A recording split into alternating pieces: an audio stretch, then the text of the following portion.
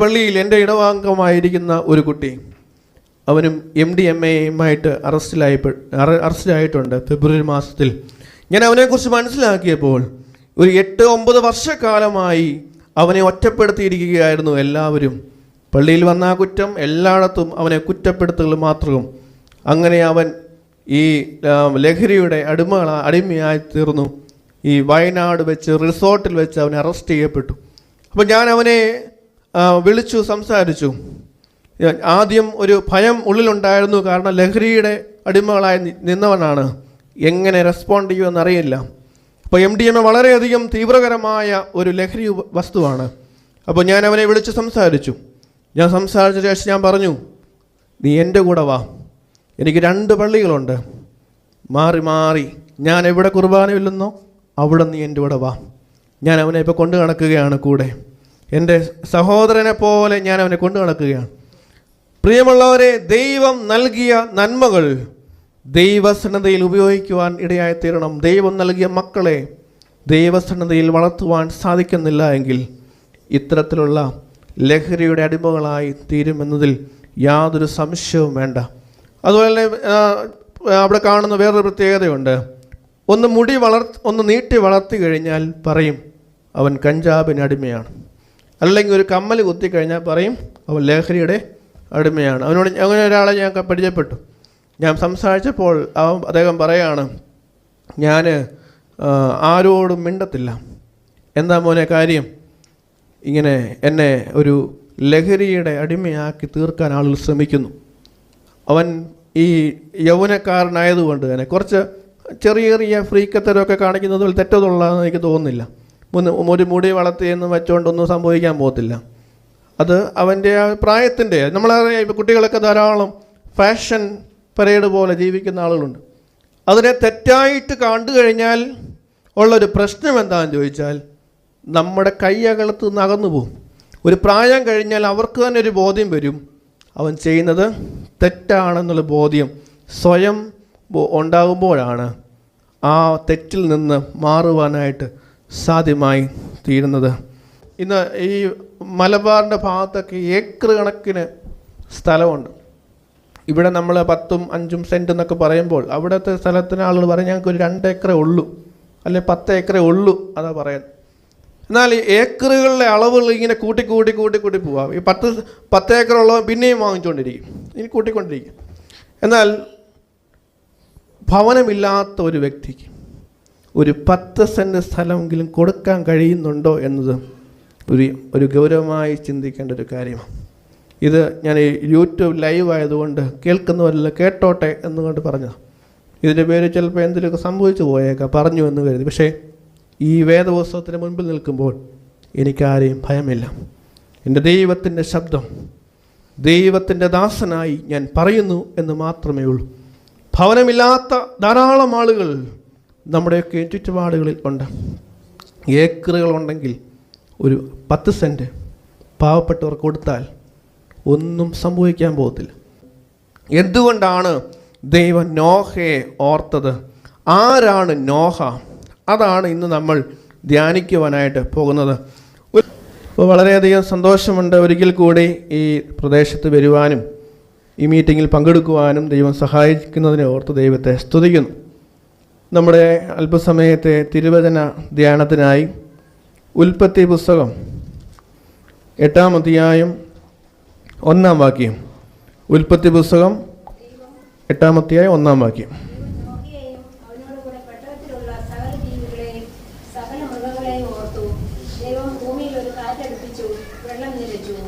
പ്രാർത്ഥിക്കാം. ദൈവമായ കർത്താവേ, നിൻ്റെ വചനം കേൾക്കുവാനായി ഞങ്ങൾ ഒരുങ്ങുന്നു. നീ ഞങ്ങളോട് സംസാരിക്കണമേ. അടിയൻ്റെ നാവിനെയും നിൻ്റെ മക്കളുടെ ഹൃദയത്തെയും ഒരുപോലെ ബലപ്പെടുത്തണമേ. യേശുവിൻ നാമത്തിൽ പ്രാർത്ഥന കേൾക്കണമേ. റാന്നിക്കാർ ഒരിക്കലും മറക്കാത്ത വർഷമാണ് 2018. കേരളത്തിൽ ഉയർന്ന അളവിൽ മഴ പെയ്യുകയും മലയോര മേഖലകളിൽ ഉരുൾപൊട്ടലുകൾ ഉണ്ടാവുകയും ചരിത്രത്തിൽ ആദ്യമായി 54 അണക്കെട്ടുകളിൽ 35 എണ്ണവും തുറന്നുവിടുകയും ചെയ്തതിൻ്റെയും അതിൻ്റെ ഫലമായി കേരളം ഒരു വലിയ പ്രളയത്തിന് സാക്ഷ്യം വഹിച്ചതായ ഒരു വർഷമായിരുന്നു 2018. അതുകൊണ്ട് 2018 നമുക്കൊരിക്കലും മറക്കാൻ കഴിയാത്ത ഒരു വർഷമാണ്.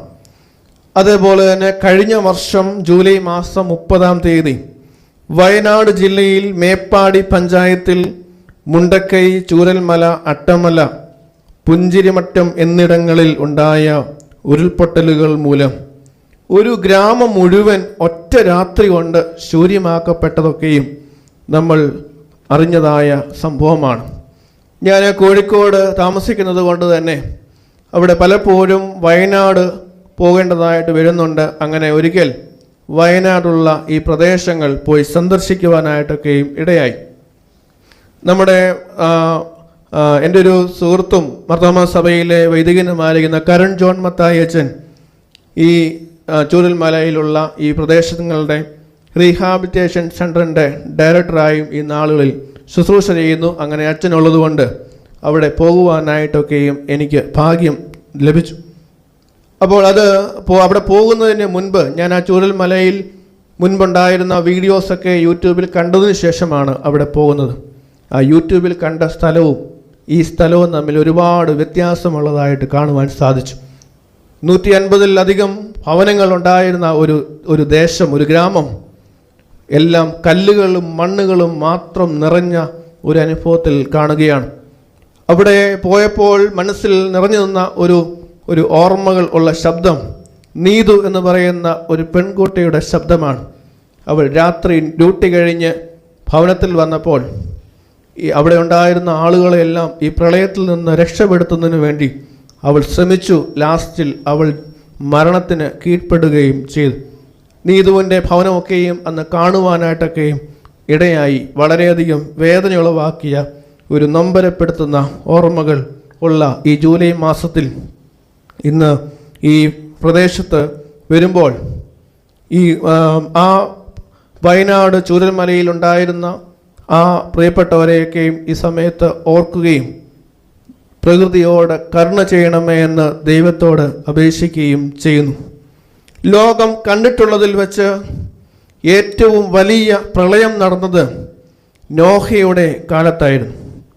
അപ്രതീക്ഷിതമായ സമയത്ത് പ്രളയം ഉണ്ടാകുകയും ആ പ്രളയത്തിൽ നിന്നും വളരെ അത്ഭുതകരമായി ഒരു കുടുംബത്തെ സംരക്ഷിക്കുക, പ്രളയത്തിന് ശേഷം തുടർന്ന് ജീവിക്കാനുള്ള സാഹചര്യങ്ങളെ ആ കുടുംബത്തിന് ഒരുക്കി നൽകുക, വളരെ അപ്രതീക്ഷിതമായ സംഭവങ്ങളാണ് ഉൽപ്പത്തി പുസ്തകം 6, 7, 8, 9 അധ്യായങ്ങളിൽ നാം കാണുന്നത്.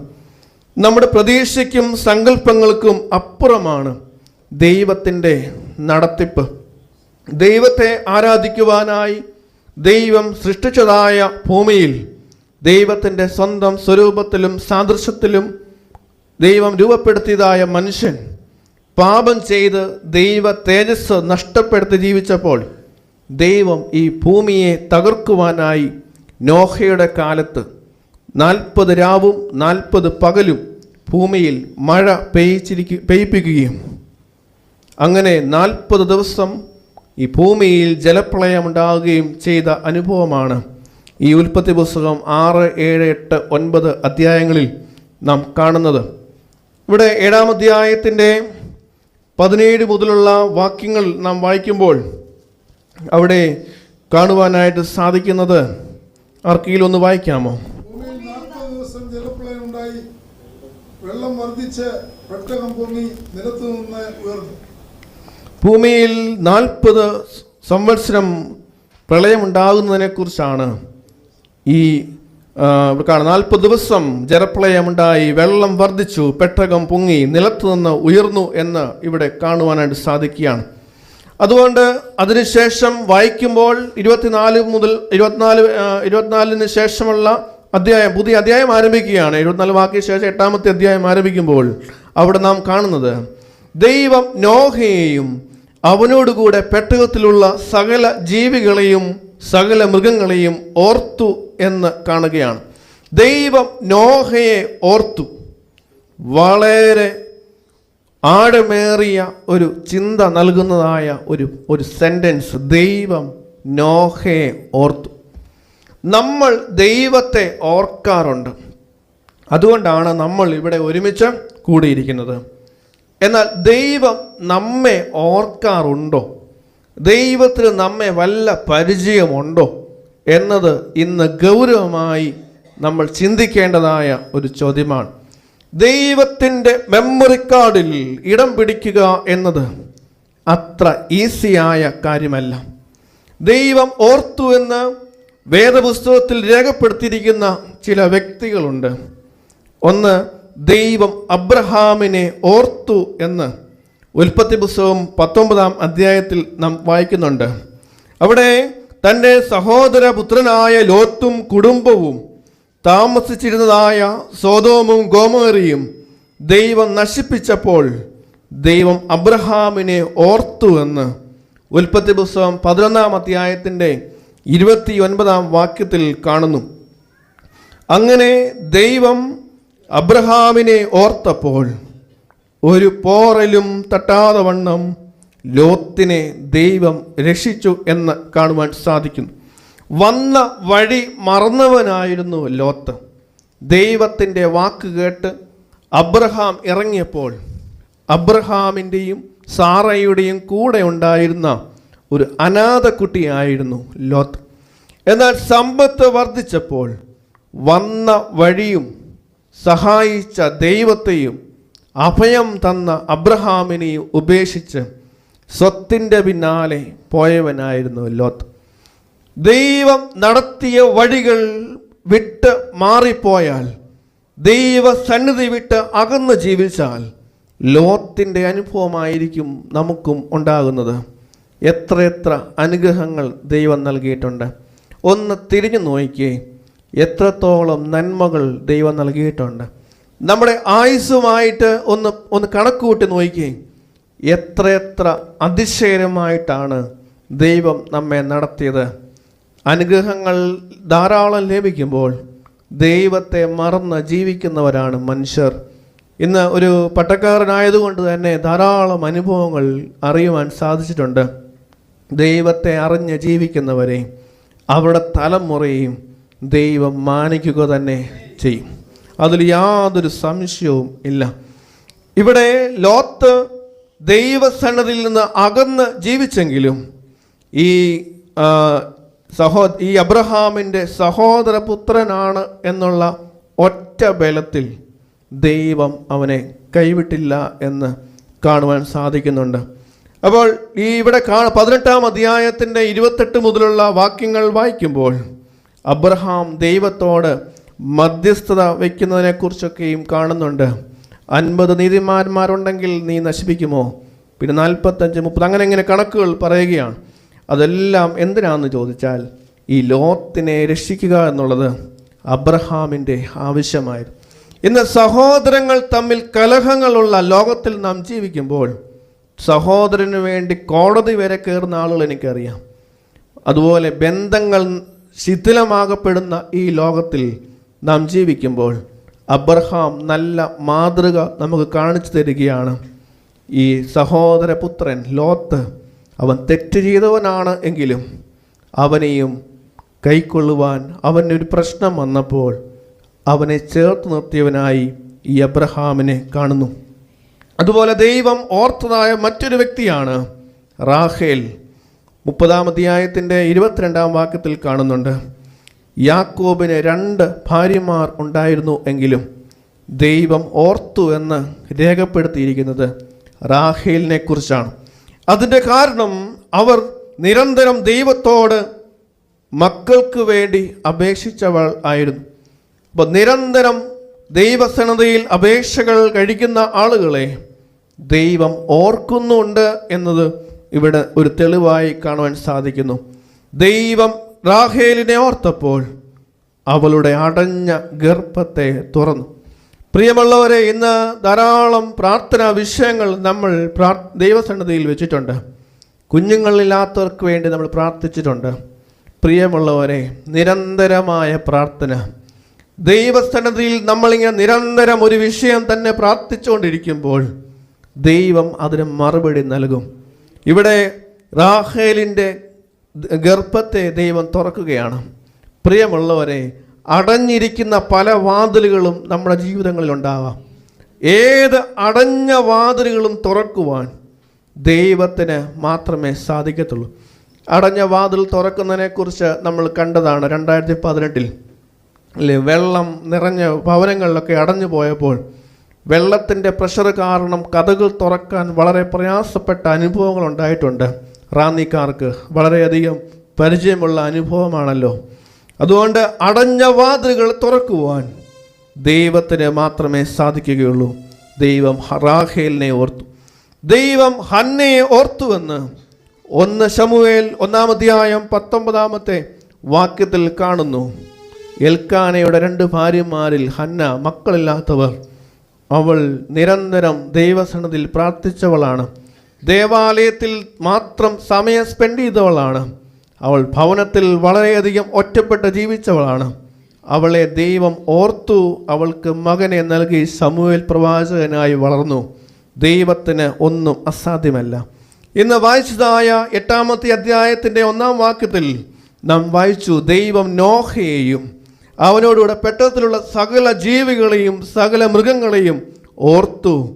ദൈവം ഓർത്തിട്ടുണ്ടെങ്കിൽ ദൈവം നമ്മെ മറന്നിട്ടില്ല എന്നതിൻ്റെ തെളിവാണ് ദൈവം ഓർക്കുക എന്ന് പറയുന്നത്. അതുകൊണ്ടാണ് ഞാൻ ആദ്യമേ പറഞ്ഞത്, ദൈവത്തിൻ്റെ മെമ്മറി കാർഡിൽ ഇടം നേടുക എന്ന് പറയുന്നത് അത്ര എളുപ്പമുള്ള കാര്യമല്ല. എന്തുകൊണ്ടാണ് ദൈവം നോഹയെ ഓർത്തത്? ആരാണ് നോഹ? അതാണ് ഇന്ന് നമ്മൾ ധ്യാനിക്കുവാനായിട്ട് പോകുന്നത്. ഉൽപ്പത്തി പുസ്തകം 5-ാം അധ്യായത്തിൽ ആദാമിൻ്റെ വംശപാരമ്പര്യം നൽകിയതിനു ശേഷം, അതിൻ്റെ ഒരു ചരിത്ര വിവരണങ്ങൾക്കൊക്കെ ശേഷം 28-29 വാക്യങ്ങളിൽ നാം നോഹയെക്കുറിച്ച് കാണുന്നുണ്ട്. ഒന്ന് വായിക്കാമോ? ഉൽപ്പത്തി പുസ്തകം 5-ാം അധ്യായം 28-29 വാക്യങ്ങൾ. ലാമേക്കിന് 182 വയസ്സായപ്പോൾ അവനൊരു മകനെ ജനിപ്പിച്ചു. യഹോവ ശപിച്ച ഭൂമിയിൽ നമ്മുടെ പ്രവൃത്തിയിലും നമ്മുടെ കൈകളുടെ പ്രവൃത്തിയിലും ഇവൻ നമ്മെ ആശ്വസിപ്പിക്കുമെന്ന് പറഞ്ഞ് അവന് നോഹ എന്ന പേരിട്ടു. യഹോവ ശപിച്ചതായ ഭൂമിയിൽ നമ്മുടെ പ്രവൃത്തിയിലും നമ്മുടെ കൈകളുടെ പ്രയത്നത്തിലും ഇവൻ നമ്മെ ആശ്വസിപ്പിക്കുമെന്ന് പറഞ്ഞ് ഇവന് നോഹ എന്ന പേരിട്ടു. ദൈവം നമ്മെ ഓരോരുത്തരെയും ഈ ഭൂമിയിൽ ജീവിക്കുവാൻ ആരോഗ്യവും ആയുസ്സും നൽകിയത് നമ്മുടെ മാത്രം സുഖത്തിന് വേണ്ടിയല്ല. നമ്മൾ സുഖകരമായി മനോഹരമായ ഭവനങ്ങളിൽ ജീവിക്കുമ്പോൾ ഭവനങ്ങളില്ലാത്ത ധാരാളം ആളുകൾ നമ്മുടെ ചുറ്റുപാടുകളിൽ ഉണ്ട്. നമ്മൾ സന്തോഷത്തോടെ മക്കളുമായിട്ട് ഒരുമിച്ച് ജീവിക്കുമ്പോൾ മക്കളുടെ സ്നേഹം കൊതിക്കുന്ന ധാരാളം മാതാപിതാക്കൾ നമ്മുടെ ചുറ്റുപാടുകളുണ്ട്. അതുപോലെ മക്കളെ ഓർത്ത് ഭാരപ്പെടുന്ന ഒരു സമൂഹം ജീവിക്കുന്നുണ്ട്. പ്രിയമുള്ളവരെ, മക്കൾ ദൈവം നൽകിയ ദാനമാണ്. ഞാൻ അടിവാരത്തിനൊക്കെ അടുത്താണ് താമസിക്കുന്നത്. അവിടെ എപ്പോഴും മാധ്യമങ്ങളിൽ നിറഞ്ഞു നിൽക്കുന്ന ഒരു സ്ഥലമാണ് അടിവാരം, താമരശ്ശേരി. നിങ്ങൾ കേട്ടിട്ടുണ്ടാവും. ധാരാളം കുറ്റകൃത്യങ്ങൾ നടക്കുന്ന ഇടമാണ്. ലഹരി മാഫിയകളുടെ ഇടമാണ് ഒരു ഇടം. ആ പ്രദേശങ്ങൾ, അവിടെ ഞാൻ എൻ്റെ പള്ളിയിൽ എൻ്റെ ഇടവാംഗമായിരിക്കുന്ന ഒരു കുട്ടി, അവനും MDMA-യുമായിട്ട് അറസ്റ്റിലായിട്ടുണ്ട് ഫെബ്രുവരി മാസത്തിൽ. ഞാൻ അവനെക്കുറിച്ച് മനസ്സിലാക്കിയപ്പോൾ ഒരു 8-9 വർഷക്കാലമായി അവനെ ഒറ്റപ്പെടുത്തിയിരിക്കുകയായിരുന്നു എല്ലാവരും. പള്ളിയിൽ വന്ന ആ കുറ്റം എല്ലായിടത്തും അവനെ കുറ്റപ്പെടുത്തുകൾ മാത്രവും. അങ്ങനെ അവൻ ഈ ലഹരിയുടെ അടിമയായി തീർന്നു. ഈ വയനാട് വെച്ച് റിസോർട്ടിൽ വെച്ച് അവനെ അറസ്റ്റ് ചെയ്യപ്പെട്ടു. അപ്പോൾ ഞാൻ അവനെ വിളിച്ചു സംസാരിച്ചു. ആദ്യം ഒരു ഭയം ഉള്ളിലുണ്ടായിരുന്നു. കാരണം ലഹരിയുടെ അടിമകളായി നിന്നവനാണ്, എങ്ങനെ റെസ്പോണ്ട് ചെയ്യുമെന്നറിയില്ല. അപ്പോൾ MDMA വളരെയധികം തീവ്രകരമായ ഒരു ലഹരി വസ്തുവാണ്. അപ്പോൾ ഞാൻ അവനെ വിളിച്ച് സംസാരിച്ചു. ഞാൻ സംസാരിച്ച ശേഷം ഞാൻ പറഞ്ഞു, നീ എൻ്റെ കൂടെ വാ, എനിക്ക് 2 പള്ളികളുണ്ട്, മാറി മാറി ഞാൻ എവിടെ കുർബാനയില്ലെന്നോ അവിടെ നീ എൻ്റെ കൂടെ വാ. ഞാൻ അവനെ ഇപ്പോൾ കൊണ്ടു നടക്കുകയാണ് കൂടെ. എൻ്റെ സഹോദരനെ പോലെ ഞാൻ അവനെ കൊണ്ടു നടക്കുകയാണ്. പ്രിയമുള്ളവരെ, ദൈവം നൽകിയ നന്മകൾ ദൈവസന്നദ്ധയിൽ ഉപയോഗിക്കുവാൻ ഇടയായിത്തീരണം. ദൈവം നൽകിയ മക്കളെ ദൈവസന്നദ്ധയിൽ വളർത്തുവാൻ സാധിക്കുന്നില്ല എങ്കിൽ ഇത്തരത്തിലുള്ള ലഹരിയുടെ അടിമകളായി തീരുമെന്നതിൽ യാതൊരു സംശയവും വേണ്ട. അതുപോലെ അവിടെ കാണുന്ന വേറൊരു പ്രത്യേകതയുണ്ട്. ഒന്ന് നീട്ടി വളർത്തി കഴിഞ്ഞാൽ പറയും അവൻ കഞ്ചാബിന് അടിമയാണ്. അല്ലെങ്കിൽ ഒരു കമ്മൽ കുത്തിക്കഴിഞ്ഞാൽ പറയും അവൻ ലഹരിയുടെ അടിമയാണ്. അവനോട് അങ്ങനെ ഒരാളെ ഞാൻ പരിചയപ്പെട്ടു. ഞാൻ സംസാരിച്ചപ്പോൾ അദ്ദേഹം പറയാണ്, ഞാൻ ആരോടും മിണ്ടത്തില്ല. എന്താ മോനെ കാര്യം? ഇങ്ങനെ എന്നെ ഒരു ലഹരിയുടെ അടിമയാക്കി തീർക്കാൻ ആളുകൾ ശ്രമിക്കുന്നു. അവൻ ഈ യൗവനക്കാരനായതുകൊണ്ട് തന്നെ കുറച്ച് ചെറിയ ചെറിയ ഫ്രീക്കത്തരമൊക്കെ കാണിക്കുന്നതിൽ തെറ്റതുള്ളതെന്ന് എനിക്ക് തോന്നുന്നില്ല. ഒരു മുടി വളർത്തിയെന്ന് വെച്ചുകൊണ്ടൊന്നും സംഭവിക്കാൻ പോകത്തില്ല. അത് അവൻ്റെ ആ പ്രായത്തിൻ്റെ, നമ്മളറിയാം ഇപ്പോൾ കുട്ടികളൊക്കെ ധാരാളം ഫാഷൻ പരേഡ് പോലെ ജീവിക്കുന്ന ആളുകളുണ്ട്. അതിനെ തെറ്റായിട്ട് കണ്ടു കഴിഞ്ഞാൽ ഉള്ളൊരു പ്രശ്നം എന്താണെന്ന് ചോദിച്ചാൽ നമ്മുടെ കൈയകലത്ത് നിന്ന് അകന്നു പോകും. ഒരു പ്രായം കഴിഞ്ഞാൽ അവർക്ക് തന്നെ ഒരു ബോധ്യം വരും, അവൻ ചെയ്യുന്നത് തെറ്റാണെന്നുള്ള ബോധ്യം സ്വയം ഉണ്ടാകുമ്പോഴാണ് ആ തെറ്റിൽ നിന്ന് മാറുവാനായിട്ട് സാധ്യമായി തീരുന്നത്. ഇവിടെ നോഹയെക്കുറിച്ച് നാം ചിന്തിക്കുമ്പോൾ, നോഹ ഈ ശപിക്കപ്പെട്ട ഈ ഭൂമിയെ രക്ഷിക്കുവാൻ വേണ്ടി ദൈവം നിയോഗിച്ചവനാണ്. നോഹയെക്കുറിച്ച് ഒരു ധ്യാന പുസ്തകത്തിൽ വായിച്ചത് ഇങ്ങനെയാണ്: വിശ്വാസത്തെ വിശ്വസ്തത കൊണ്ടും, വിശ്വസ്തതയെ നീതി കൊണ്ടും, നീതിയെ നിഷ്കളങ്കത കൊണ്ടും, നിഷ്കളങ്കതയെ വിശുദ്ധി കൊണ്ടും, വിശുദ്ധിയെ യാഗം കൊണ്ടും കീഴടക്കിയ അതുല്യ വ്യക്തിത്വമാണ് നോഹ. വിശ്വാസത്തെ വിശ്വസ്തത കൊണ്ടും, വിശ്വസ്തതയെ നീതി കൊണ്ടും, നീതിയെ നിഷ്കളങ്കത കൊണ്ടും, നിഷ്കളങ്കതയെ വിശുദ്ധി കൊണ്ടും, വിശുദ്ധിയെ യാഗം കൊണ്ടും കീഴടക്കിയ അതുല്യ വ്യക്തിത്വമാണ് നോഹ. ദൈവസന്നദ്ധയിൽ വിശുദ്ധിയോടെ ജീവിച്ച് വിജയിച്ച ഒരു വ്യക്തിയുടെ പേരാണ് നോഹ. അതുപോലെ ഈ ലോകത്തിലെ ഏറ്റവും വലിയ പ്രളയ ദുരന്തത്തിന് സാക്ഷിയായി തീരുകയും ആ പ്രളയത്തിൽ നിന്ന് അത്ഭുതകരമായി രക്ഷപ്പെടുകയും ചെയ്ത ഒരു ധീരനായ ഒരു വ്യക്തി കൂടിയാണ് നോഹ. നോഹ എന്ന പേരിൻ്റെ അർത്ഥം ആശ്വാസം, വിശ്രമം എന്നിവയാണ്. അപൂർവമായ ഒരു പേരാണ് നോഹ. നോഹ എന്ന പേരുള്ള അങ്ങനെ ആരെയും ഞാനിതുവരെ കണ്ടിട്ടില്ല. അങ്ങനെ ആരെങ്കിലും ഉണ്ടോ? നിങ്ങളുടെ മക്കളോ കൊച്ചുമക്കളോ അങ്ങനെ ആരെങ്കിലും ഉണ്ടെങ്കിൽ ഒന്ന് പരിചയപ്പെടുത്തി തരണം. അപ്പോൾ നോഹ എന്ന പേരിടാൻ പലർക്കും ഭയമാണ്. കാരണം നോഹ എന്ന് കേൾക്കുമ്പോൾ പ്രളയം, ഇവൻ്റെ ജീവിതം എന്തായി തീരുമോ എന്നുള്ള ഒരു ആശങ്ക കാരണം ജീവിതം മുഴുവൻ പ്രളയമാകുമോ എന്ന് ഭയന്ന് നോഹ എന്നാരും അറിഞ്ഞുകൊണ്ട് പേരിടുകയില്ല എന്നാണ് ഞാൻ മനസ്സിലാക്കുന്നത്. ധാരാളം ബലവാന്മാരും ധൈര്യശാലികളും ഉണ്ടായിരുന്ന ഈ ലോകത്തിൽ ദൈവം ഓർത്തത് ആരെയാണ്? നോഹയാണ്. എന്തുകൊണ്ടാണ് ദൈവം നോഹയെ ഓർത്തത്? 3 ചിന്തകളിലൂടെ പങ്കുവയ്ക്കാൻ അത്രേ ആഗ്രഹിക്കുന്നത്. ഒന്ന്, നോഹ വ്യത്യസ്തനായി ജീവിച്ചവനാണ്. നോഹ വ്യത്യസ്തനായി ജീവിച്ചവൻ ആണ്. എങ്ങനെയാണ് നോഹ വ്യത്യസ്തനായി ജീവിച്ചത്? 6-ാം അധ്യായത്തിൻ്റെ 1 മുതലുള്ള വാക്യങ്ങളിൽ നാം കാണുന്നുണ്ട്. ഒന്ന് വായിക്കാമോ?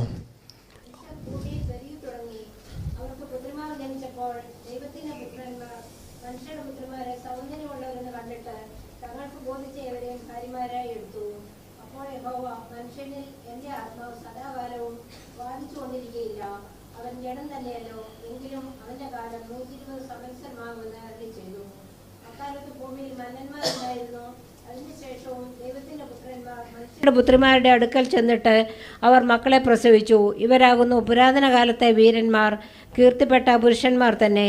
ഭൂമിയിൽ മനുഷ്യൻ്റെ ദുഷ്ടത വലിയതെന്നും അവൻ്റെ ഹൃദയവിചാരങ്ങളുടെ നിരൂപണമൊക്കെയും എല്ലായ്പ്പോഴും ദോഷമുള്ളതെത്രയെന്നും യഹോവ കണ്ടു. താൻ ഭൂമിയിൽ മനുഷ്യനെ ഉണ്ടാക്കിക്കൊണ്ട് യഹോവ അനുതപിച്ചു. അത് അവൻ്റെ ഹൃദയത്തിന് ദുഃഖമായി. ഞാൻ സൃഷ്ടിച്ചിട്ടുള്ള മനുഷ്യനെ ഭൂമിയിൽ നിന്ന് നശിപ്പിച്ചു കളയും. മനുഷ്യനെയും മൃഗത്തെയും ഇടജാതിയെയും ആകാശത്തിലെ പക്ഷികളെയും തന്നെ അവയെ ഉണ്ടാക്കിക്കൊണ്ട് ഞാൻ അനുതപിക്കുന്നു എന്ന് യഹോവ അരുളി ചെയ്തു. എന്നാൽ നോഹയ്ക്ക് യഹോവയുടെ കൃപ ലഭിച്ചു.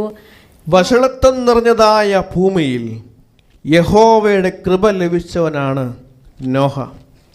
നമ്മൾ പഴയ നിയമത്തിൽ കൃപ ലഭിച്ചവനെന്ന് അങ്ങനെ ശ്രദ്ധിച്ചിട്ടില്ല. പുതിയ നിയമത്തിലാണെങ്കിൽ കൃപ ലഭിച്ചവൾ ആരാണെന്ന് ചോദിച്ചാൽ നമ്മൾ പറയും മറിയ എന്ന് പറയും.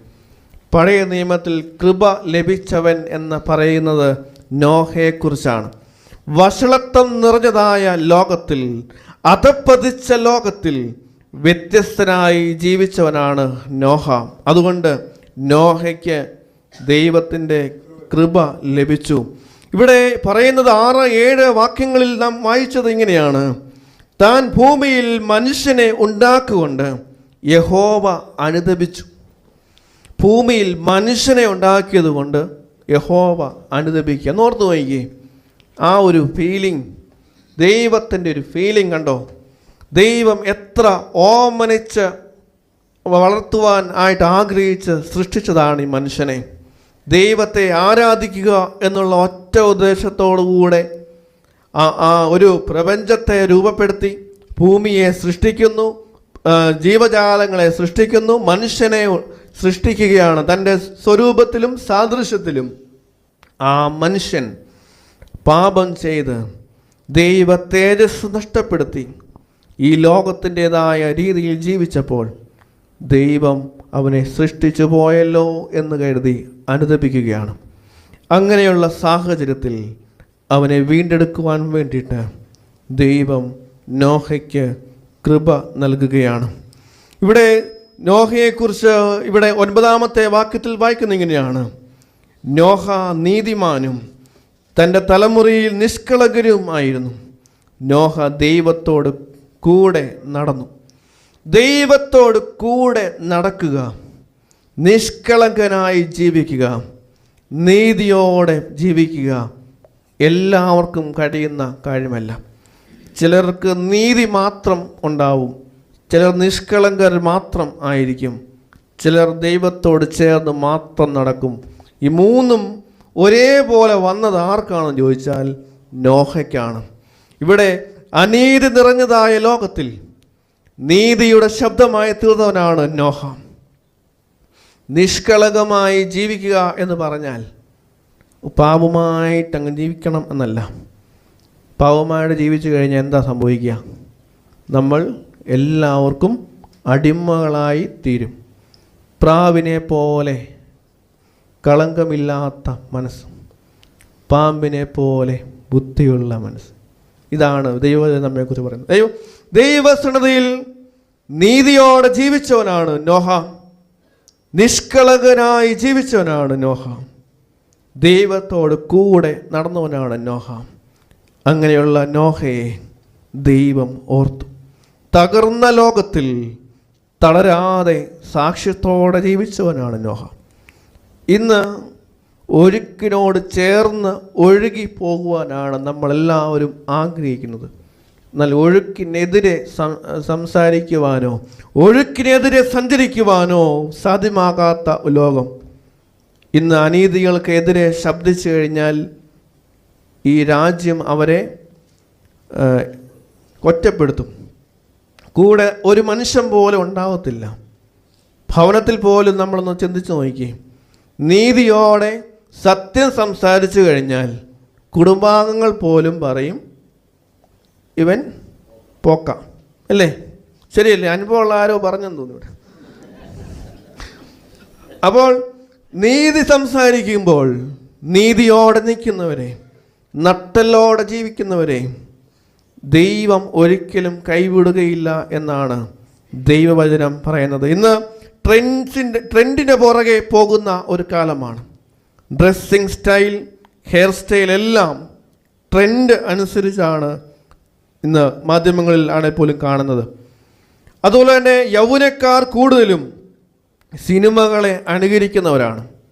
സിനിമയിലെ കഥാപാത്രങ്ങൾ, നായകന്മാരും ഉപയോഗിക്കുന്നതായ വസ്ത്രം, അല്ലെങ്കിൽ അവരുടെ ഹെയർ സ്റ്റൈൽ, ഇതാണ് ഇന്നത്തെ ഒരു ജനങ്ങൾ ഇഷ്ടപ്പെടുക, അല്ലെങ്കിൽ യൗവനക്കാരാണെങ്കിലൊക്കെ ഇഷ്ടപ്പെടുന്നത് അങ്ങനെയുള്ളത്. അതുകൊണ്ടാണ് അതനുസരിച്ച് അവരുടെ ട്രെൻഡ് അനുസരിച്ചാണ് വാണിജ്യവൽക്കരണത്തിൽ ഈ ഷോപ്പുകളിലൊക്കെയും ലഭ്യമാകുന്നതും അവരുടെ ട്രെൻഡ് അനുസരിച്ചാണ്. ഒരിക്കൽ പ്രേമം എന്ന് പറയുന്ന ഒരു സിനിമ ഇറങ്ങിയപ്പോൾ അതിലെ കഥാപാത്രങ്ങളെ പോലെ കറുത്ത ഷർട്ടിട്ട ചെറുപ്പക്കാരുണ്ടായിരുന്നു. അതുപോലെ തന്നെ ആട് എന്ന ഒരു സിനിമ ഇറങ്ങിയപ്പോൾ അതിലെ പോലെ 2 കളറുള്ള മുണ്ട ധരിക്കുന്ന ആളുകളുണ്ടായിരുന്നു. പണ്ടൊക്കെ ധരിക്കുന്ന പാൻസ് ഒന്ന് കീറിപ്പോയാൽ എങ്ങനെയെങ്കിലും അത് തയ്ച്ചിടുകയോ അല്ലെ വേറെ പാൻ്റ് ഇടുകയോ ചെയ്യുന്ന ഒരു രീതിയായിരുന്നു. എന്നാൽ ഇന്നത്തെ ചെറുപ്പക്കാരെ നോക്കിയാൽ മനസ്സിലാവും, അവരുടെ പാൻറ്റിൽ ഒരു 5-6 കീഴ്ത്തെങ്കിലും കാണും. ശരിയല്ലേ ഞാൻ പറഞ്ഞേ? കഴിഞ്ഞ ദിവസം ഞാൻ അവളോട് ചോദിച്ചതാ. ഞാൻ ചോദിച്ചു, മോനെ നീ നല്ല പാൻ ഇട്ടോട്ടോ, കീറിപ്പോയല്ലോ. പറഞ്ഞാൽ അതൊരു ഫാഷനാണ്. ഇപ്പോഴത്തെ ഫാഷൻ കീറിയ പാൻറ്റും ഒക്കെയാണ് ഇപ്പോഴത്തെ ഫാഷൻ. എന്നാൽ നോഹയുടെ കാലത്ത് നോഹ ഒരു ഫാഷൻ്റെയും ഒരു ട്രെൻഡിൻ്റെയും പുറകെ പോയില്ല. ഈ നാട് ഓടുമ്പോൾ നടുവേ ഓടണമെന്ന് പറയും. എന്നാൽ നോഹ ജീവിച്ചത് വ്യത്യസ്തനായാണ് ജീവിച്ചത്. അതുകൊണ്ട് നോഹയ്ക്ക് ദൈവത്തിൻ്റെ കൃപ ലഭിച്ചു. രണ്ടാമത് ഇവിടെ കാണുന്ന ഒരു പ്രത്യേകത, നോഹ ദൈവവചനം അനുസരിച്ചവനാണ്. നോഹ ദൈവവചനം അനുസരിച്ചവനാണ്. ഉൽപ്പത്തി പുസ്തകം 6-ാം അധ്യായം 22-ാം വാക്യത്തിൽ നാം ഇങ്ങനെ വായിക്കുന്നുണ്ട്, ദൈവം തന്നോട് കൽപ്പിച്ചതൊക്കെയും നോഹ ചെയ്തു, അങ്ങനെ തന്നെ അവൻ ചെയ്തു. 7-ാം അധ്യായത്തിൻ്റെ 5-ാം വാക്യത്തിൽ ഇങ്ങനെ വായിക്കുന്നുണ്ട്, യഹോവ തന്നോട് കൽപ്പിച്ച പ്രകാരം ഒക്കെയും നോഹ ചെയ്തു. ദൈവം തന്നോട് കൽപ്പിച്ചതൊക്കെയും നോഹ ചെയ്തു. ദൈവം കൽപ്പിക്കാത്തതൊന്നും അവൻ ചെയ്തില്ല. വളരെ ഗൗരവമായ ഒരു വാക്കാണ്. ദൈവം നമ്മോട് ധാരാളം കാര്യങ്ങൾ സംസാരിക്കാറുണ്ട്. നമ്മൾ പ്രാർത്ഥിക്കുമ്പോൾ, നമ്മൾ കൂട്ടായ്മകളിൽ വരുമ്പോൾ, നമ്മളറിയാതെ നമ്മുടെ അടുക്കൽ അവൻ വരും. നമ്മളറിയാതെ നമ്മുടെ അടുത്ത് ഇരുന്ന് നമ്മുടെ ഹൃദയത്തോട് ചേർന്ന് അവൻ്റെ കാതുകളെ വെക്കും. ഹൃദയമിടിപ്പ് അറിയാനല്ല, ഹൃദയത്തിലെ വേദന അറിയാനാ. ഹൃദയത്തിൽ എന്തെങ്കിലും ഭാരവുമായിട്ടാണോ ദൈവസന്നിധിയിൽ ഇരിക്കുന്നത് എന്ന് അറിയുവാനായിട്ടാ അവൻ നമ്മുടെ ഹൃദയത്തോട് ചേർന്ന് കാത് വെക്കുന്നവനാണ്. പ്രിയമുള്ളവരെ, ഇന്ന് ഈ ആലയത്തിനുള്ളിൽ ദൈവത്തിൻ്റെ സാന്നിധ്യമുണ്ട്. നമ്മുടെ അരികിൽ ദൈവമുണ്ട്. ഏതെങ്കിലും തരത്തിലുള്ള വേദനകളോ ഏതെങ്കിലും പ്രയാസങ്ങളോ ആയിട്ട് ആരെങ്കിലും ഇന്ന് ഈ ശബ്ദപരിധിക്കുള്ളിൽ, അത് യൂട്യൂബിലായിക്കോട്ടെ ഈ ഹോളിനുള്ളിലായിക്കോട്ടെ, എവിടെയെങ്കിലും ഉണ്ടെങ്കിൽ ഓർക്കുക, ദൈവം നമ്മുടെ ഹൃദയത്തെ അറിയുന്നവനാണ്. ഇവിടെ നോഹ ദൈവം കൽപ്പിച്ചതൊക്കെയും ചെയ്തവനാണ്. പ്രളയമുണ്ടാകുമെന്ന് ദൈവം പറഞ്ഞു എങ്കിലും നോഹ വിശ്വസിച്ചത് വെള്ളത്തെയല്ല, പെട്ടകത്തെയുമല്ല. നോഹ വിശ്വസിച്ചതും ആശ്രയിച്ചതും അഖിലാണ്ടത്തിൻ്റെ ഉടയവനെയാണ്. ദൈവത്തെയാണ് അവൻ ആശ്രയിച്ചത്. മനുഷ്യരിൽ ആശ്രയിക്കുന്നതിനേക്കാൾ യഹോവയിൽ ആശ്രയിക്കുന്ന നല്ലത്. പ്രഭുക്കന്മാരിൽ ആശ്രയിക്കുന്നതിനേക്കാൾ യഹോവയിൽ ആശ്രയിക്കുന്നത് നല്ലത്. ചില ആളുകളുണ്ട്, ഈ ഗൾഫിൽ നിന്നൊക്കെ ആരെങ്കിലുമൊക്കെ നാട്ടിൽ വരുമ്പോൾ ആ വീട്ടിലിങ്ങനെ നിരന്തരം ഇങ്ങനെ പോവും. എന്തിനാ? സങ്കടങ്ങൾ പറയുക, എന്തെങ്കിലും കിട്ടിയിട്ടുണ്ടെങ്കിൽ വാങ്ങുക, ഒക്കെ ഒരു ട്രെൻഡാണ്. ഇപ്പോൾ എനിക്കൊന്നത് മാറിയെന്ന് എനിക്ക് തോന്നുന്നു. കാരണം ഇപ്പോൾ എല്ലാ വീട്ടിലും ഒരാളെങ്കിലും ഗൾഫുകാരുണ്ട്, അല്ലെങ്കിൽ UK കാനഡക്കാർ, എല്ലാ വീടുകളും ഉണ്ട്. എന്നാൽ മനുഷ്യരിൽ ആശ്രയിക്കുന്ന ആളുകൾ ഒന്ന് ചിന്തിച്ചു നോക്കിയേ. അങ്ങനെ പോകുന്ന ആളുകൾ ഏതെങ്കിലും ഒരു തരത്തിൽ ഒരു പ്രയാസങ്ങൾ അവരുമായിട്ടുണ്ടായാൽ, എന്തെങ്കിലും അഭിപ്രായ വ്യത്യാസം ഉണ്ടായാൽ മതി, പിന്നെ ഈ തന്നതും ഇല്ല, ചെയ്തതുമില്ല, ഒന്നുമില്ല. അവരെക്കുറിച്ച് തന്നെ മോശമായിട്ട് തന്നെ പറഞ്ഞുകൊണ്ട് നടക്കും. ഇതൊരു പ്രകൃതി നിയമമാണെന്നാണ് എൻ്റെ വിശ്വാസം. എന്നാൽ ഇവിടെ നാം കാണുന്നത് നോഹ ആശ്രയിച്ചതും നോഹ വിശ്വസിച്ചതും അഖിലാണ്ടത്തിൻ്റെ ഉടയവനെയാണ്. ഞാൻ എൻ്റെ ചെറുപ്പത്തിൽ ഇങ്ങനെ, എൻ്റെ ഫാദർ ഡ്രൈവറാണ്. ഇപ്പോൾ ഒരു ഡ്രൈവറാണ്, അന്നും ഡ്രൈവറാണ്. ഇപ്പം ദുബൈയിലാണെന്ന് മാത്രമേ ഉള്ളൂ. അന്ന് ടാക്സി ഡ്രൈവറാണ്. അന്ന് ഗൾഫുകാരുടെ ഓട്ടോ ഒക്കെ കിട്ടും. അപ്പോൾ ഓട്ടം പോയിട്ട് കഴിയുമ്പോൾ എന്തെങ്കിലും ഒരു മുട്ടായിയോ അല്ലെങ്കിൽ എന്തെങ്കിലും വാച്ചോ സ്പ്രേയോ തന്നു വിടും. അപ്പോൾ അത് കാണുമ്പോൾ ഞങ്ങൾ ആഗ്രഹിച്ചിട്ടുണ്ട്, ദൈവമേ എന്നാണ് ഞങ്ങൾക്ക് ഒന്ന് മുട്ടായി ഒരു എണ്ണത്തിൽ കൂടുതൽ കിട്ടുക. അവർ തരുമ്പോൾ എത്ര ആ വീട്ടിലെ ആളുകൾ എണ്ണം അനുസരിച്ച് തരത്തുള്ളൂ. അതങ്ങനെ പറ്റത്തുള്ളല്ലോ. ഞങ്ങൾ ദൈവമേ എങ്ങനെയാണ് സാധിക്കുക? ദൈവം ഇന്ന് തിരിഞ്ഞു നോക്കുമ്പോൾ എത്ര നന്മകൾ നൽകിയിട്ടുണ്ട്. എൻ്റെ കുടുംബത്തിൽ 3 പേർ ഇപ്പോൾ ദുബായ്ക്കാരാണ്. എൻ്റെ പാപ്പായും എൻ്റെ സഹോദരനും സഹോദരിയും ദുബായിൽ വർക്ക് ചെയ്യുന്നു. ഇപ്പോൾ ഞാൻ വിവാഹം കഴിച്ച ആ വ്യക്തിയുടെ ആങ്ങളെയും ദുബായിൽ വർക്ക് ചെയ്യും. ഇപ്പോൾ മുട്ടായി തിന്നാനൊരു കൊതി പോലും ഇല്ല. അപ്പോൾ ഞാൻ പറയാൻ ആഗ്രഹിച്ചത്, മനുഷ്യനിൽ ആശ്രയിക്കുന്നതിനേക്കാൾ യഹോവയിൽ ആശ്രയിക്കുന്നത്. ധാരാളം പ്രയാസങ്ങളോടെ കടന്നു പോയിട്ടുണ്ട്. ഒരു ദിവസം ഒരു ടാക്സി ഡ്രൈവറിൻ്റെ ജീവിതം നിങ്ങൾക്ക് ഊഹിക്കാവുന്നതേ ഉള്ളൂ. ഇന്നിപ്പം മൊബൈൽ വഴി ആപ്പും ഒക്കെ ഉള്ളതുകൊണ്ട് വീട്ടിൽ ഇരുന്നാൽ ജോലി കിട്ടും, എന്നാൽ ഓട്ടം കിട്ടും. എന്നാൽ അന്നങ്ങനെയല്ല. ആ ടാക്സി സ്റ്റാൻഡിൽ രാവിലെ പോകണം. അവിടെ നിന്ന് ഒരു ദിവസം മുഴുവനും അവിടെ കാത്തിരുന്നെങ്കിലേ ഉള്ളൂ വല്ല ഓട്ടവും അന്ന് അരി വാങ്ങിക്കാനുള്ളത് എന്തെങ്കിലും കിട്ടത്തുള്ളൂ. അങ്ങനെ ആ അരി വാങ്ങിക്കാൻ കിട്ടിക്കഴിഞ്ഞാൽ അതുകൊണ്ട് വീട്ടിലെ വണ്ടിയുടെ പെട്രോൾ അടിക്കണം. എല്ലാം കഴിഞ്ഞ് വരുമ്പോഴത്തേന് മിച്ചം കുറച്ച് പൈസ കൊണ്ട് വീട്ടിൽ വരും. ഒരു സേവിങ്ങും കിട്ടത്തില്ല.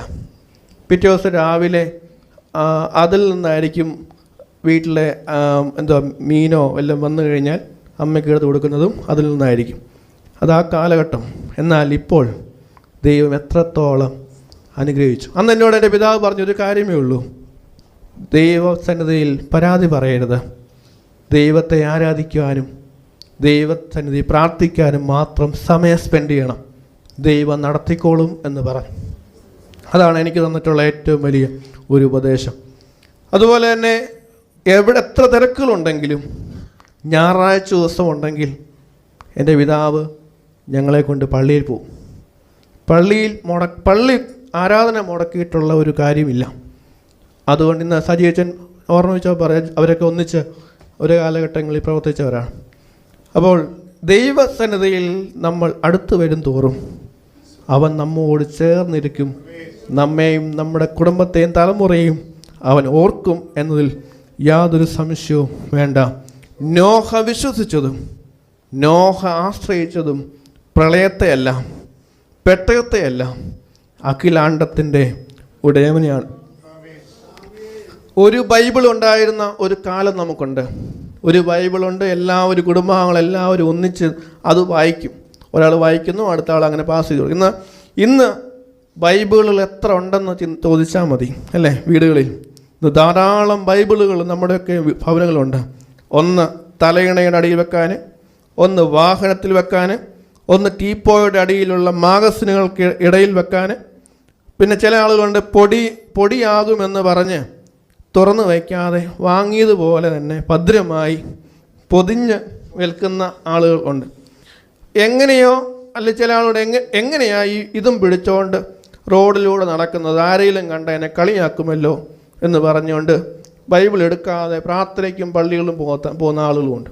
കാരണം ഇപ്പോൾ എല്ലാം ഫോണിലുണ്ടല്ലോ, എന്തിനാ ബൈബിൾ പോക്കറ്റ് വെച്ചാൽ പോരെ എന്നങ്ങനെ ചിന്തിക്കുന്ന ആളുകളുണ്ട്. എന്നാൽ ഓർത്തു നോക്കിക്കേ, ഈ കറുത്ത പുസ്തകം എടുത്തവരെയും ഇത് വായിച്ചവരെയും ഇത് ചുമന്നവരെയും അവരുടെ തലമുറയും ദൈവം അനുഗ്രഹിച്ചിട്ടുണ്ട്. എനിക്ക് 3 ബൈബിളുണ്ട്. എനിക്ക് ആദ്യം കിട്ടുന്ന ബൈബിളാണ്. ഇതെൻ്റെ അപ്പച്ചനും അമ്മച്ചനും വാങ്ങിച്ചു തന്ന ബൈബിളാണ്. ഇതിന് ശേഷം ഞാൻ കൊമ്പാടി പഠിച്ചു കഴിഞ്ഞപ്പോൾ അവിടെ നിന്ന് കിട്ടിയ ഒരു ഗിഫ്റ്റ്, ഒരു ബൈബിൾ, അത് വീട്ടിലിരിപ്പുണ്ട്. പട്ടം കിട്ടിയപ്പം കിട്ടിയ ബൈബിളും ഉണ്ട്. കശീശ പട്ടം കിട്ടിയ അതും ഞാൻ വായിച്ചിട്ടില്ല. എന്നാൽ ഈ ബൈബിൾ, ഇത് എൻ്റെ ആദ്യം കിട്ടിയ ബൈബിൾ, ഞാൻ വായിച്ച് പഠിച്ചതും ഞാൻ ധ്യാനിച്ചതും പ്രസംഗിച്ചതും എന്നെ അച്ഛനാക്കിയതും എല്ലാം ഈ ബൈബിളാണ്. അതുകൊണ്ട് ജീവിതാവസാനം വരെയും ഇതെൻ്റെ നെഞ്ചോട് ചേർന്ന് ഉണ്ടാവും. തൊട്ട് പ്രിയമുള്ളവരെ, ഈ വേദപുസ്തകം വായിക്കുന്നവരെയും ഇത് ധ്യാനിക്കുന്നവരെയും ഇത് ചുമന്നവരെയും മാനിക്കുന്ന ഒരു ദൈവം ഉണ്ട്. മൂന്നാമത് ഇവിടെ കാണുന്ന ഒരു പ്രത്യേകത, നോഹ എല്ലാവരെയും സ്നേഹിച്ചവനാണ്. നോഹ എല്ലാവരെയും സ്നേഹിച്ചവനാണ്. നോഹയ്ക്ക് പ്രളയത്തിൽ നിന്നും രക്ഷപ്പെടാൻ ഒരു അവസരം ദൈവം നൽകിയപ്പോൾ അവൾ തനിച്ച് രക്ഷപ്പെടാൻ തയ്യാറായില്ല. അവൻ ആദ്യം ഒരു അനൗൺസ്മെൻറ്റ് നടത്തി. ആർക്കെങ്കിലും രക്ഷപ്പെടാൻ താല്പര്യമുണ്ടെങ്കിൽ വന്ന് കയറിക്കൊള്ളുവാൻ പറഞ്ഞ് ഒരു അനൗൺസ്മെൻറ്റ് നടത്തി. അങ്ങനെ അവൻ്റെ വാക്ക് കേട്ട് വന്നവരെല്ലാവരും രക്ഷപ്പെട്ടു. അല്ലാത്തവരവിടെ വെള്ളത്തിനകത്ത് അകപ്പെട്ടു പോയി. ഇതിനകത്ത് മനസ്സിലാവുന്നൊരു കാര്യം, ഈ നോഹ എല്ലാവരെയും സ്നേഹിച്ചവനാണ്. ദൈവം ഒരു അനുഗ്രഹം അവന് നൽകിയപ്പോൾ അവൻ ആ അനുഗ്രഹം സ്വയം ഏറ്റെടുക്കാൻ മാത്രമല്ല ശ്രമിച്ചത്, അതെല്ലാവരെയും ഉൾക്കൊള്ളിക്കുവാനായിട്ടാണ് ശ്രമിച്ചത്. ഇന്ന് ധാരാളം ആളുകൾ ഇന്ന് ഈ മലബാറിൻ്റെ ഭാഗത്തൊക്കെ ഏക്കർ കണക്കിന് സ്ഥലമുണ്ട്. ഇവിടെ നമ്മൾ 10ഉം 5ഉം സെൻറ്റ് എന്നൊക്കെ പറയുമ്പോൾ അവിടുത്തെ സ്ഥലത്തിന് ആളുകൾ പറയും ഞങ്ങൾക്ക് ഒരു 2 ഏക്കറേ ഉള്ളൂ, അല്ലെങ്കിൽ 10 ഏക്കറേ ഉള്ളൂ, അതാ പറയുന്നത്. എന്നാൽ ഈ ഏക്കറുകളിലെ അളവുകൾ ഇങ്ങനെ കൂട്ടി പോവാം. ഈ 10 ഏക്കറുള്ളവൻ പിന്നെയും വാങ്ങിച്ചുകൊണ്ടിരിക്കും, ഇനി കൂട്ടിക്കൊണ്ടിരിക്കും. എന്നാൽ ഭവനമില്ലാത്ത ഒരു വ്യക്തിക്ക് ഒരു 10 സെൻറ്റ് സ്ഥലമെങ്കിലും കൊടുക്കാൻ കഴിയുന്നുണ്ടോ എന്നത് ഒരു ഗൗരവമായി ചിന്തിക്കേണ്ട ഒരു കാര്യമാണ്. ഇത് ഞാൻ യൂട്യൂബ് ലൈവ് ആയതുകൊണ്ട് കേൾക്കുന്നവരെല്ലാം കേട്ടോട്ടെ എന്നുകൊണ്ട് പറഞ്ഞതാണ്. ഇതിൻ്റെ പേര് ചിലപ്പോൾ എന്തെങ്കിലുമൊക്കെ സംഭവിച്ചു പോയേക്കാം, പറഞ്ഞു എന്ന് കരുതി. പക്ഷേ ഈ വേദപുസ്തകത്തിന് മുൻപിൽ നിൽക്കുമ്പോൾ എനിക്കാരെയും ഭയമില്ല. എൻ്റെ ദൈവത്തിൻ്റെ ശബ്ദം, ദൈവത്തിൻ്റെ ദാസനായി ഞാൻ പറയുന്നു എന്ന് മാത്രമേ ഉള്ളൂ. ഭവനമില്ലാത്ത ധാരാളം ആളുകൾ നമ്മുടെയൊക്കെ ചുറ്റുപാടുകളിൽ ഉണ്ട്. ഏക്കറുകളുണ്ടെങ്കിൽ ഒരു 10 സെൻറ്റ് പാവപ്പെട്ടവർക്ക് കൊടുത്താൽ ഒന്നും സംഭവിക്കാൻ പോകത്തില്ല. ഞാൻ ശുശ്രൂഷ ചെയ്യുന്ന ഇടവകയിൽ ഞാൻ ചെന്ന സമയത്ത് ഒരു വീട് തകർന്ന് നിൽക്കുന്ന അവസ്ഥയാണ്. ആ ഭവനം അന്ന് ഞാൻ പോയപ്പോൾ എൻ്റെ കണ്ണ് നിറഞ്ഞു പോയ ഒരനുഭവം. അവിടുത്തെ അങ്കിളും ആൻറ്റിയും എൻ്റെ അടുത്ത് കരയുകയാണ്, അച്ഛാ ഞങ്ങളെങ്ങനെ താമസിക്കും, എവിടെ താമസിക്കും, എങ്ങനെ പണിയും വീട്. വളരെ ബുദ്ധിമുട്ടുള്ള ഒരു ഭവനം. ആ പിതാവ് തെങ്ങിൽ കയറിയാണ് ജീവിക്കുന്നത്. അപ്പം അങ്ങനത്തെ ഒരു രീതി, ഒരു ഫാമിലിയാണ്. വളരെയധികം പാവപ്പെട്ട ഒരു കുടുംബം. ഞാൻ പറഞ്ഞു ദൈവം നടത്തിക്കോളും എന്ന് പറഞ്ഞു. ഞാൻ പറഞ്ഞു അടുത്ത വർഷം ഈ സമയമാകുമ്പോൾ ദൈവം നിങ്ങൾക്കൊരു ഭവനം തരും. എങ്ങനെ പറഞ്ഞെന്നോ എന്തിന് പറഞ്ഞെന്നോ എനിക്കറിയത്തില്ല. അപ്പോൾ എന്നെ മനസ്സിൽ തോന്നി ഞാൻ അങ്ങ് പറഞ്ഞു. ഈ നവംബർ മാസത്തിൽ ഞാൻ അതിനെ തറക്കല്ലിട്ടപ്പോഴും ചോദിച്ചു, അച്ഛാ എങ്ങനെ അതിന് ബാക്കി? ഞാൻ പറഞ്ഞു ദൈവം തരുമെന്നല്ല പറഞ്ഞത്, ദൈവം തരും. അവൻ വാക്ക് പറഞ്ഞാൽ വാറാത്തവനാണ്, അവൻ ആർക്കും കടക്കാരനല്ല. ഞാൻ പറഞ്ഞു ഈ കഴിഞ്ഞ ദിവസം ഞാൻ ഇപ്പോൾ ഞായറാഴ്ച വൈകിട്ട് ആ ഭവനത്തിൻ്റെ പണിതായ ഭവനത്തിൻ്റെ കൂദാശയായിരുന്നു. ദൈവം അത്ഭുതകരമായി ആ ഭവനത്തെ നടത്തി. ആ കുടുംബത്തെ നൽകി ധാരാളം ആളുകൾ അവരെ സഹായിച്ചു. ധാരാളം ആളുകൾ അവർക്ക് വേണ്ടിയിട്ട് ഉള്ള സഹായങ്ങളൊക്കെയും ചെയ്തു കൊടുത്തു. വിദേശത്തുള്ളവരും നാട്ടിലുള്ളവരും ധാരാളം ആളുകൾ അവർക്ക് വേണ്ടിയിട്ട് അവരോട് ചേർന്ന് നിന്നു. അവരെ ഭവനത്തിൽ താമസിക്കുവാനായിട്ട് ആഗ്രഹിച്ചു. എൻ്റെ അമ്മ എന്നോടൊപ്പം അന്നുണ്ടായിരുന്നു. എന്നോട് പറഞ്ഞു, മോനെ നിൻ്റെ സമയത്തെങ്കിലും ഇവർക്ക് വീട് വെച്ച് കൊടുക്കണം. ഞാൻ പറഞ്ഞു അമ്മ എങ്ങനെയാ അത്? അമ്മ പറഞ്ഞു ദൈവം നടത്തിക്കോളും എന്ന് പറഞ്ഞു. ദൈവം ഞാൻ എൻ്റെ വിവാഹം കഴിഞ്ഞ് അന്ന് വൈകിട്ട് ഞാനിവിടെ നിങ്ങൾ ഭവനത്തിൽ ഇരുന്നപ്പോൾ എനിക്കിങ്ങനെ ഫോൺ കോൾ വന്നുകൊണ്ടിരിക്കുക. എന്തിനാണെന്ന് ചോദിച്ചാൽ ഈ കോൺട്രാക്ടർമാർ വിളിക്കുക, പൈസ കൊടുക്കണം, എന്ത് ചെയ്യും? വളരെയധികം ഞാൻ ടെൻഷൻ അടിച്ചു. ഞാൻ അറിയാവുന്ന അച്ഛന്മാരടുത്തെല്ലാം ആ സമയത്ത് വിളിക്കുകയാണ്. പ്രതീക്ഷകൾ പല വാതിൽ മുട്ടുകയാണ്. എന്നാൽ ഒരു കാര്യം പറയട്ടെ, അന്ന് അവിടെ അവരുടെ കോൺട്രാക്ടറായിട്ട് നിന്ന ആ വ്യക്തി ഒത്തിരി പൈസ കുറച്ചാണ് അവർക്ക് വേണ്ടി ചെയ്തു കൊടുത്തത്. എന്നാൽ അന്നേരമൊക്കെ പലരും ചിന്തിച്ചിട്ടുണ്ടാകും ഇദ്ദേഹത്തിന് നഷ്ടമാകില്ലേ എന്ന് ചിന്തിച്ചിട്ടുണ്ടാവും. പക്ഷേ ഞാനിപ്പോൾ മനസ്സിലാക്കുന്നത് അദ്ദേഹത്തിന് ഇപ്പോൾ തിരക്കുകളോടെ തിരക്കാണ്. ധാരാളം വർക്കുകൾ പല സ്ഥലങ്ങളിലായിട്ട് അദ്ദേഹം പിടിക്കുകയാണ്. ദൈവസന്നിധിയിൽ നാം നൽകിയാൽ, നമ്മൾ സമർപ്പിച്ചാൽ ദൈവം നമ്മെ അതിശയകരമായി നടത്തും. ലോകത്തിൻ്റെ ബുദ്ധിയല്ല ദൈവത്തിൻ്റെ ബുദ്ധി. ലോകം ചിന്തിക്കുന്നത് പോലെയല്ല ദൈവം ചിന്തിക്കുന്നത്. ലോകത്തിന് മുൻപിൽ ഇതൊക്കെയും ചെയ്താൽ അവൻ വലിയ പത്രാസുകാരാന്ന് കാണിക്കാൻ വേണ്ടിയിട്ടാന്നൊക്കെ പറയും. എന്നാൽ ഓർക്കുക, ദൈവം ചിന്തിക്കുന്നത്, ദൈവം കാണുന്നത് നമ്മുടെ പേര് വളർത്താനോ ഒന്നുമല്ല, സമർപ്പണമാണ്. നാം ചെയ്യുന്നത് ദൈവം കാണുന്നുണ്ട് എന്നത് യാതൊരു മടിയും കൂടാതെ പറയുവാൻ എനിക്ക് സാധിക്കും.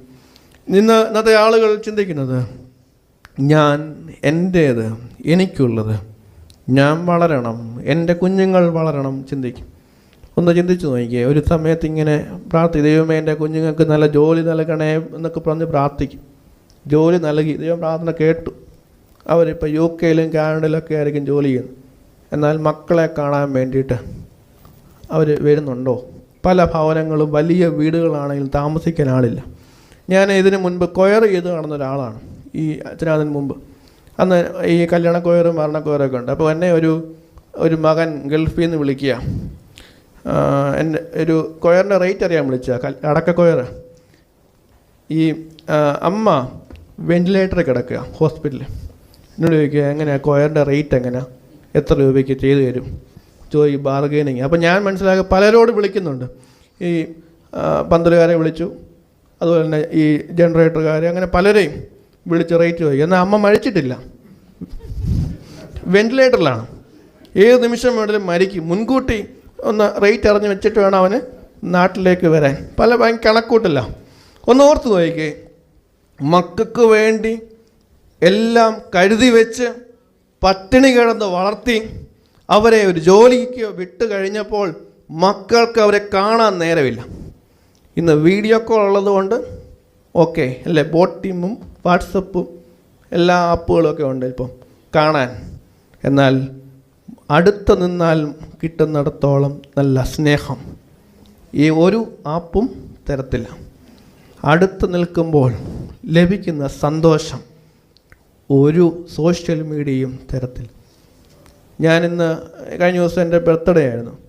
ഏകദേശം ഒരു 100-നടുത്ത് അല്ല 60 മേളിൽ ആളുകൾ എനിക്ക് വിഷസ് അറിയിച്ചു. എന്നാൽ ഞാൻ നേരിട്ട് ഒന്ന് ഒറ്റയ്ക്ക് പോയി നോക്കട്ടെ, ഇവരാരെങ്കിലും എന്നെ കണ്ട വല്ല വിഷസ് അറിയിക്കൂ?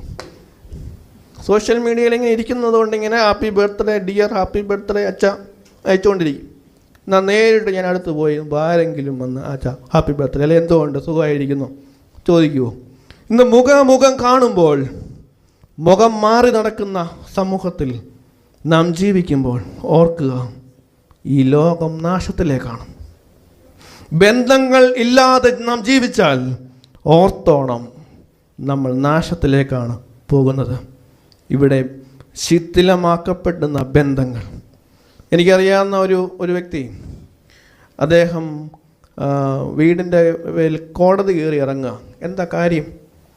മക്കൾ ചോദിച്ചു പാർട്ടീഷൻ വേണം, ഡിവൈഡ് ചെയ്ത് നൽകണം. അദ്ദേഹത്തിന് വലിയ ഏക്കർ കണക്കിന് സ്ഥലവും കാര്യങ്ങളൊക്കെ ഉള്ളവരാണ്. എന്നാൽ അവർക്കൊരു ലോണിൻ്റെ ആവശ്യം വേണ്ടിയിട്ട് ഡിവൈഡ് ചെയ്യാൻ വേണ്ടി ചോദിച്ചപ്പോഴാണ് തരത്തില്ല. ഈ എവിടെ കേട്ടതുള്ള തരത്തില്ലെന്നല്ല, തരൂല്ല എന്ന് തന്നെ പറയണമെന്ന് പറഞ്ഞ പോലെ ഇവിടെ കേസിന് പോകുന്ന ആളുകൾ സഹോദരന് വേണ്ടി ഒരു കുറച്ച് ഒരു കല്ല് അങ്ങോട്ട് മാറ്റി വെച്ചാൽ മതി, അവന് സുഖമായിട്ട് വീട്ടിലേക്ക് കയറാൻ കഴിയും. ഞാനൊരിക്കൽ ഒരിടത്ത് ഒരു ഭവനത്തിൻ്റെ വഴി പ്രശ്നവുമായിട്ട് ബന്ധപ്പെട്ട് പോയി. അവിടെ ചെന്നപ്പോൾ അവർ വഴി കൊടുക്കത്തില്ല, വളരെയധികം പ്രയാസമാണ്. ഇടുങ്ങിയ വഴിയിലൂടെയാണ് അവരകത്ത് കയറുന്നത്. ഞാൻ അവരോട് ചോദിച്ചു, എന്തുകൊണ്ടാണ് നിങ്ങൾ വഴി കൊടുക്കാത്തത്? അപ്പോൾ പറഞ്ഞു, എൻ്റെ അച്ഛൻ മരിക്കുന്നതിന് മുമ്പ് പറഞ്ഞൊരു ആഗ്രഹമാണ്, അച്ഛൻ്റെ അവസാനത്തെ ആഗ്രഹമാണ് അവർക്ക് വഴി കൊടുക്കരുതെന്ന്. അപ്പോൾ ഞാൻ ചോദിച്ചു, ഈ അച്ഛൻ മരിച്ചത് എങ്ങനെയാണ്? ക്യാൻസറായിരുന്നു. അച്ഛൻ പോയപ്പോൾ ഈ വഴി കുറച്ച് കൊണ്ടുപോയായിരുന്നോ? കൊടുത്തു? ഇല്ല. പിന്നെ ഞാൻ ചോദിച്ചു, ഒന്നുകൊണ്ട് സമാധാനപ്പെട്ട് ചിന്തിച്ച് നോക്കാം. അപ്പോൾ അവൻ പറഞ്ഞു, എൻ്റെ ഇളയ മോനും ക്യാൻസറാണ്, എന്നാൽ അവനോട് ഞാൻ ചോദിച്ചോട്ടെ എന്ന് ചോദിച്ചവൻ പറഞ്ഞു അവനും തരത്തില്ല. അവന് പോകുമ്പോൾ ഞാൻ ചോദിച്ചവൻ പോകുമ്പോൾ കൊണ്ടുപോകാൻ വേണ്ടിയിട്ട് ഇങ്ങനെ അടുക്കി വെച്ചേക്കുവാണെന്ന് ചോദിച്ചു. അപ്പം അതിനൊരു തീരുമാനം ഇതുവരെ ആയിട്ടില്ല. എന്തെങ്കിലുമൊക്കെ വരുമെന്ന് ഞാൻ എന്തെങ്കിലും പ്രതീക്ഷിക്കുക, കർത്താവ് പ്രത്യാശ വെക്കുക. ഞങ്ങൾക്ക് അച്ഛന്മാർക്ക് ഒരു പ്രത്യേകത ഉണ്ട്, എന്തോ അങ്ങ് പറയാനുള്ളൊരു ധൈര്യമുണ്ട്. കാരണം അച്ഛന്മാരായതുകൊണ്ട് തിരിച്ചാരും ഒന്നും പറയത്തില്ലല്ലോ അല്ലേ? അതുകൊണ്ടുള്ളൊരു ധൈര്യം ഇങ്ങനെ പരിശുദ്ധാത്മാവ് ഞങ്ങൾക്ക് തരുന്ന. പക്ഷെ എൻ്റെ ഒരു രീതി അങ്ങനെയല്ല. നീതിയോടെ ജീവിക്കുക, നീതി മാത്രം സംസാരിക്കുക, അനീതി കണ്ടാൽ എതിർക്കുക. ഇവൻ്റെ ഭാര്യയ്ക്ക് അറിയാം, ഞാൻ ഈ പോകുന്ന വഴിയിലൊക്കെ എന്തെങ്കിലും ഒരു അനീതി കണ്ടു കഴിഞ്ഞാൽ ഞാൻ തമ്മിലങ്ങ് പറയും, എന്തോ ഗവൺമെൻറ് എന്തോ ചോദിക്കും, അറിയാതെ അങ്ങ് മനസ്സിലേക്ക് വരും. അത് എങ്ങനെയാണെന്ന് അറിയത്തില്ല. ഈ ദൈവത്തിൻ്റെ ആത്മാവ് നമ്മളെ കൂടെ അങ്ങ് പറയിപ്പിക്കുന്നു. ഇവിടെ നോഹ എല്ലാവരെയും സ്നേഹിച്ചവനാണ്.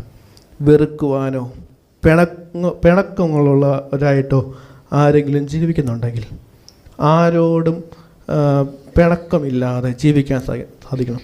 ഈ പള്ളിയിൽ കാണുന്ന ഒരു രസകരമായ ഒരു കാര്യമുണ്ട്. ഈ കയ്യസൂരി കൊടുക്കുമ്പോൾ സാധാരണ ഞങ്ങളൊക്കെ പറയുന്നത് ഈ കുരിശ് ആകൃതിയിൽ മുന്നിൽ നിന്ന് ഒരാൾ വാങ്ങിച്ച് പുറകെ കൊടുക്കുക, രണ്ട് സൈഡിൽ കൊടുക്കുക, അങ്ങനെ കൊടുക്കണ്ട. എന്നാൽ ചില ആളുകൾ കൊടുക്കത്തില്ല, എന്ത് വന്നാലും കൊടുക്കത്തില്ല.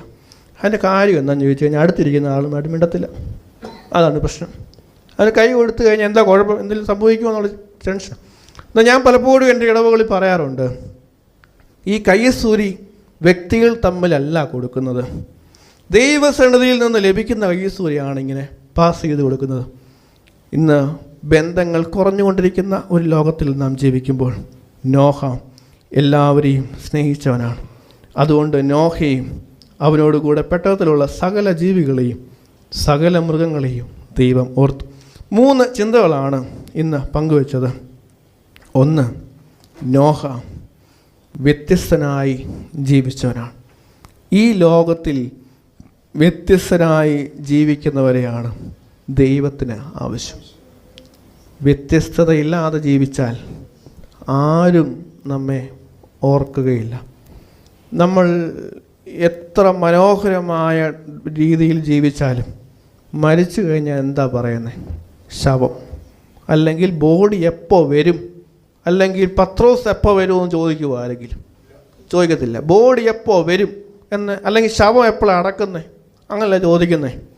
ഓർത്തോ, ജീവിതം ക്ഷണികമാണ്. അടുത്ത നിമിഷം എങ്ങനെയുള്ളതാണ് എന്ന് നമുക്കറിയത്തില്ല. ഞങ്ങൾ പലപ്പോഴും അച്ഛന്മാർ പറയാറുണ്ട്, ഈ ഓരോ വിശുദ്ധ കുർബാന അനുഷ്ഠിക്കുമ്പോൾ ഞങ്ങൾ പ്രാർത്ഥിക്കും, ദൈവമേ ഒരു പക്ഷേ ഇത് ഞങ്ങളുടെ അവസാനത്തെ കുർബാനയായിരിക്കും, നിൻ്റെ സാന്നിധ്യം ഉണ്ടാകണമേ പ്രാർത്ഥിക്കും. വിശ്വാസ സമൂഹത്തോട് ഇത് തന്നെ പറയും, നാളെ ഒരു പക്ഷേ നമുക്ക് ആരാധനയെ പങ്കെടുക്കാൻ കഴിഞ്ഞില്ലെന്ന് വരും. ജീവിച്ചിരിക്കുന്നത് എത്ര കാലമാണോ അത്രയും കാലം നോഹയെ പോലെ നീതിയോടും നോഹയെ പോലെ ദൈവത്തോട് ചേർന്ന് നടക്കുവാനും നിഷ്കളങ്കമായി ജീവിക്കുവാൻ സാധിക്കട്ടെ, വ്യത്യസ്തനായി ജീവിക്കാൻ സാധിക്കട്ടെ. നോഹ ദൈവവചനം അനുസരിച്ച് നടന്നവനാണ്. 3, നോഹ എല്ലാവരെയും സ്നേഹിച്ചവനാണ്. എല്ലാവരെയും സ്നേഹിക്കുവാനും എല്ലാവരെയും കരുതുവാനും നമുക്ക് സാധിക്കുമ്പോഴാണ് മനുഷ്യരുടെ മനസ്സിൽ വലിയവരായി തീരുന്നത്. അതോടൊപ്പം ദൈവത്തിൻ്റെ മുൻപിലും നമ്മൾ വലിയവരായി തീരുകയാണ്. ഇപ്രകാരം ഒരു അവസരം എനിക്ക് നൽകിയ ഏറ്റവും പ്രിയപ്പെട്ട രാജാനോടും UCP പ്രെയർ മീറ്റിംഗിലെ എല്ലാ കുടുംബാംഗങ്ങളോടുള്ള നന്ദി അറിയിച്ചുകൊണ്ട് നിർത്തുന്നു. ദൈവം നമ്മെ അനുഗ്രഹിക്കട്ടെ.